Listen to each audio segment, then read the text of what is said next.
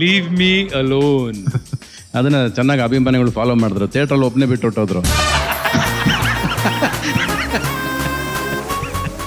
ಇಲ್ಲಿ ಒಂದಷ್ಟು ಪ್ರಾಪ್ಸ್ ಇದೆ ಸರ್. ನೀವು ಆ ಟೋಪಿ ತೆಗೆದ್ರೆ ಪ್ರಾಪ್ ಏನಂತ ನಿಮ್ಗೆ ಗೊತ್ತಾಗತ್ತೆ. ಅದನ್ನ ನೋಡಿದ ತಕ್ಷಣ ಅದು ಯಾವ ಹಾಡು ಏನ್ ನೆನಪಾಗತ್ತೆ ನೀವೇ ಹೇಳಿ ಸರ್. ಮೋಟ್ರ್ ಬೇಕಿರ್ಬೇಕು ಇದು. ಈ ಮಲ್ಲ ಸಾಂಗ್ ನೆನಪಾಗತ್ತೆ. ಇದು ಮಲ್ಲ ಕೋಳಿ, ಅದು ಅದ್ರಲ್ಲಿ ಕೋಳಿ ತಾನೇ ಸರ್ ಇರ್ಬೇಕಿದ್ರದ್ದು. ಅದನ್ನ ಹಂಗೆ ಇಟ್ಟಿದ್ದಾರೆ ಅಷ್ಟೇ ಅವ್ರು. ಅದಕ್ಕಿಂತ ಕೋಳಿ ತಂದು ಇಡೋಕ್ಕಾಗತ್ತಾ ಇಲ್ಲಿ? ಸರ್ ನಾವು ಟಿವಿಲಿ ತೋರ್ಸಕ್ಕಾಗಲ್ಲ ಅಂತ ಮೊಟ್ಟೆ ಹಾಕಿದೀವಿ ಅಲ್ವಾ? ಮಲ್ಲ ಸಾಂಗ್ ಅದು. ಈಗ ಒಂದು ಪ್ರಾಪರ್ಟಿ ಆಯ್ತು ಸರ್, ಇನ್ನೊಂದು ಪ್ರಾಪ್ ದ್ರಾಕ್ಷಿ ಒಂದು ಹಿಡ್ದಿದ್ರೆ ಸಾಕಿ ಅವರು. ಇದನ್ನ ಹೇಳಿ ಸರ್. ಇದು ರಾಜರಾಜ ಸಾಂಗ್ ನೆನಪಾಗುತ್ತೆ.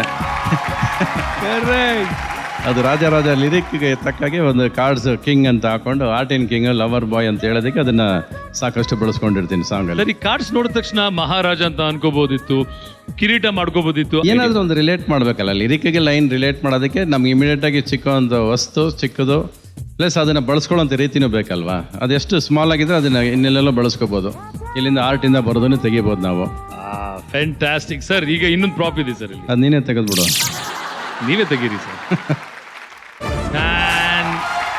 ಇದು ಏಕಂಗೆ ಇದು ಯಾರು ಮರೆಯೋಕ್ಕಾಗದೇ ಇಲ್ಲ. ಅದ್ರ ಹಿಂದೆ ಏನ್ ಬರ್ದಿದೆ ನೋಡಿ sir. Leave me alone. Leave me alone. ಅದನ್ನ ಚೆನ್ನಾಗಿ ಅಭಿಮಾನಿಗಳು ಫಾಲೋ ಮಾಡಿದ್ರು. ಥಿಯೇಟ್ರಲ್ಲಿ ಒಬ್ಬನೇ ಬಿಟ್ಟು ಹೊಟ್ಟೋದ್ರು.